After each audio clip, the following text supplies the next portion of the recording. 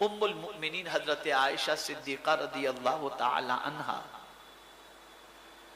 रसूल आज़म सल्लल्लाहु अलैहि वसल्लम से अर्ज करती हैं, या रसूल अल्लाह सल्लल्लाहु ताला अलैहि वसल्लम, ओहद से ज्यादा भी आपको कोई तकलीफ पहुंची है? चूंकि ग़ज़वे ओहद के मौके पर सरकार सल्लल्लाहु अलैहि वसल्लम पर इस तरीके से हमले हुए थे कि आपके दंदाने मुबारक शहीद हो गए थे।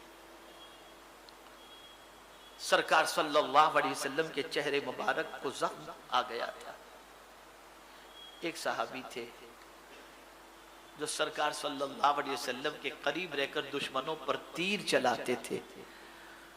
तो आप कुर्बान जाइए, सारे सहाबा हुजूर से कहते थे, या रसूल अल्लाह, आप पर मेरे माँ बाप कुर्बान।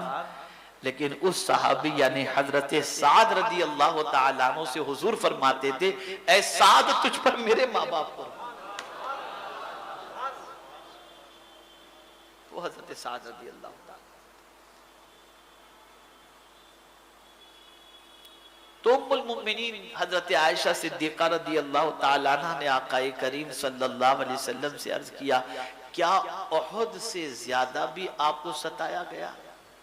आक़ाए करीम सल्लल्लाहु अलैहि वसल्लम ने फरमाया, हाँ, ताइफ के अंदर मुझे उससे ज्यादा सताया गया। बहुत अजियतें दी गई ताइफ में, बहुत अजियतें दी गई। और जब हुजूर सल्लल्लाहु अलैहि वसल्लम पर इतने पत्थर बरसाए गए कि आपकी नालैन खून से तर हो गई, इतने पत्थर बरसाए गए, तो अल्लाह करीम ने पहाड़ के फरिश्तों को भेजा। और वो पहाड़ के फरिश्ते आकर अर्ज करते हैं, अल्लाह अज़्ज़ा व जल्ल ने आपकी फरियाद भी सुनी है और आपको कहने वालों के जुमले भी अल्लाह ने सुने हैं। अगर आप इरशाद फरमाएं तो मैं पहाड़ उठाकर इन सताने वालों पर डाल दूं ताकि सब खत्म हो जाए। कुर्बान जाइए, आक़ाए करीम सल्लल्लाहु अलैहि वसल्लम फरमाते, नहीं, मैं देख रहा हूं कि सताने वालों की कौम में कुछ लोग ऐसे पैदा होंगे जो रब की मोहब्बत का चिराग लोगों के सीनों में रोशन करे। अब जो हदीस सुना दी थी उसे सुन लो और इस एहसान को याद करके आज के इस इज्तिमा में आने वाले जुमला शुरका, जरूरी नहीं कि इमामा शरीफ बांधकर, चेहरे पे दाढ़ी सजाकर, कुर्ता पायजामा पहनकर आप ये काम करो, बल्कि जिस हाल के अंदर हो उस हाल में रहते हुए ये काम करो। इस हदीस को सुनने के बाद आपका ज़मीर थोड़ा सा बेदार होगा।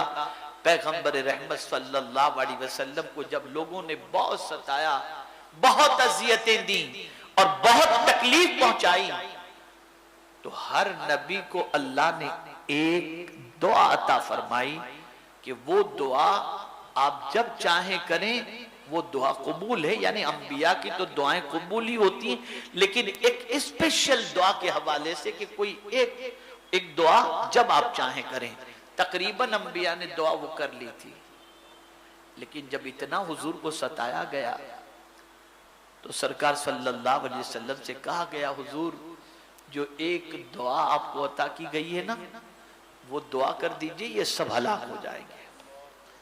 तो मेरे आका सल्लल्लाहु अलैहि वसल्लम फरमाते, नहीं, मैंने वो दुआ कयामत के लिए रख छोड़ी है और वो दुआ मैं कयामत में अपनी उम्मत के लिए करूंगा।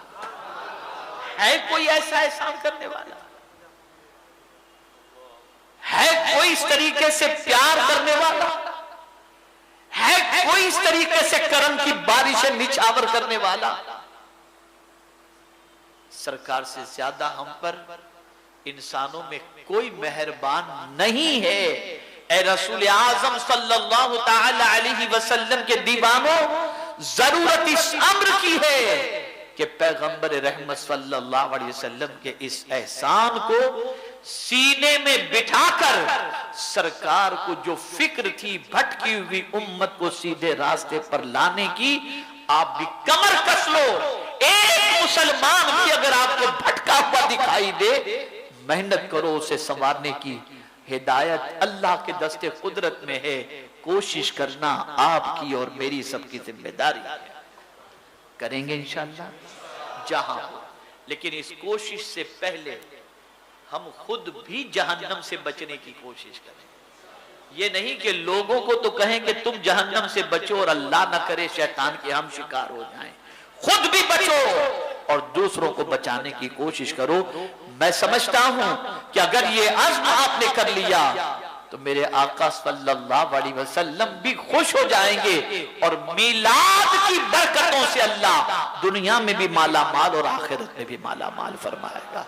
कोई ढोल ताशे बाजे गाजे जुलूस में नहीं होने चाहिए। कसरत से दुरूद शरीफ पढ़ो, कसरत से इस्तिग़फ़ार पढ़ो, कसरत से अल्लाह के रसूल सल्लल्लाहु अलैहि वसल्लम का जिक्र पाक करो, कसरत से आक़ाए करीम सल्लल्लाहु अलैहि वसल्लम को याद करो, उनके शमाइल पढ़ो, उनके खसाइल पढ़ो, उनके फजाइल पढ़ो, उनके मौजज़ात पढ़ो, ताकि सीना हुजूर सल्लल्लाहु अलैहि वसल्लम की मोहब्बत से लबरेज हो जाए। और याद रखें, बाप हो या माँ हो, बेटा हो या बीवी हो, बच्चे हो या बच्चियां हो, पीर हो या आलिम हो, उस्ताद हो या शागिर्द हो, जब तक के सारे इंसानों से ज्यादा हुजूर से मोहब्बत नहीं करेंगे, ईमान मुकम्मल हो ही नहीं सकता। इसका मतलब ये नहीं कि माँ से मोहब्बत न करो, बाप से, सबसे ज्यादा हुजूर से मोहब्बत। इसको दिल में जगा दो और आकाए करीम सल्लल्लाहु अलैहि वसल्लम के मिशन को आम करने के लिए, भटके हुए लोगों को सीधे रास्ते का मुसाफिर बनाने के लिए अपनी बिसात पर कोशिश करो। और अगर आपकी कोशिश से बहुत सारे लोग नहीं, एक ही अगर सुधर गया तो मेरे आका सल्लल्लाहु अलैहि वसल्लम मौला अली करमल्लाहु ताला वजहुल करीम से इरशाद फरमाते हैं, ए अली, अगर तुम्हारी वजह से एक बंदा भी हिदायत पा गया तो मैं उसे तुम्हारे लिए सुर्ख ऊंटों से भी ज्यादा बेहतर समझता हूं।